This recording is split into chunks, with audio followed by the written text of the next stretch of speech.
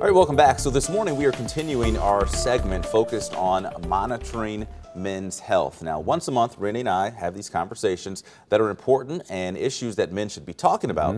And of course, this month and today we're tackling heart disease. Yeah, the heart's very important muscle for the body.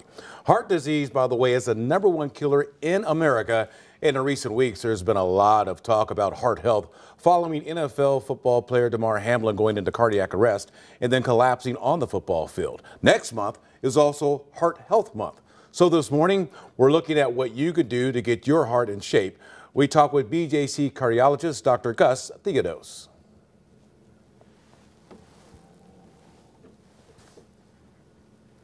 So right here, you're looking at some of the risk factors here when it comes to the heart. High cholesterol, of course, is one. That, of course, will come from your diet. Smoking, family history, and people of color, especially black people, need to be aware of this because we're more at risk.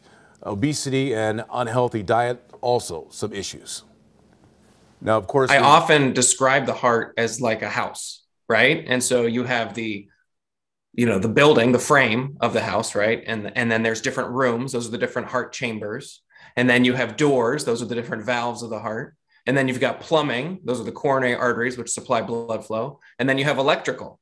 And so, yeah, it's really an amazing, and just like it takes a lot to keep your house going, it takes a lot to keep your heart going. So the doctor had a very unique little analogy there as far as what the heart does. So the heart basically keeps your entire body going, of course, because it's pumping blood, not just blood, but blood that has oxygen in it to get to all of your vital organs. And without that blood being supplied to those parts of your body, those parts of your body could go into failure.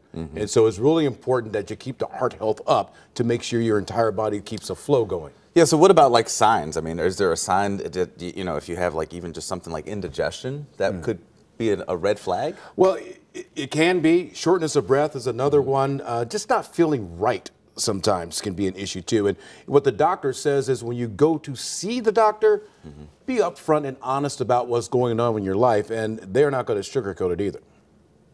We've got to tell our doctor, yes, I am not able to go up the stairs quite as quickly. Or if I do go up the stairs, I have to stop and because I can't catch my breath for a minute.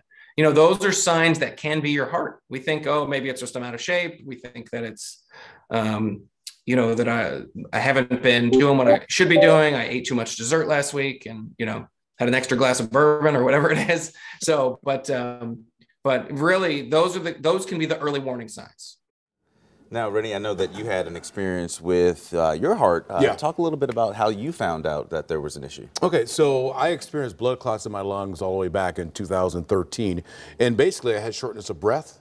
I didn't have any pain in my chest or anything like that. No signs of, oh, I'm having a heart attack. I just couldn't breathe. Eventually, I went to the doctor, had an MRI, and that's when they found the blood clots in my lungs that was then causing my heart to enlarge, thus affecting the rest of my body. My kidneys started to go into failure and things like this. It gained a lot of weight from water retention, but that was all cleared up in 2016 thanks to a major surgery. Well, and the good thing you caught it when you did. I mean, because if you didn't go to the doctor, there could have been a completely different outcome. So yes, I must think this is not for that too. That's one of the things too. Men need to go ahead and make those appointments and take matters into their own hands. Well, not only be honest with their doctor, but also with their spouses. If there is something going on, and a lot of time we talked about the women usually are the ones nudging us to go in and get those things checked. They also, we don't want to leave this out, exercise, very important, 15, 30 minutes a day. That can really just help. And that, I mean, you're just talking, just walking, just getting off the couch, taking a stroll, and back in the house. And I mean, it's just that easy. Yeah, walking, but walking at a pace that actually some exertion is going to take place because the heart is a muscle, and you need to make sure you keep that muscle in shape. Absolutely.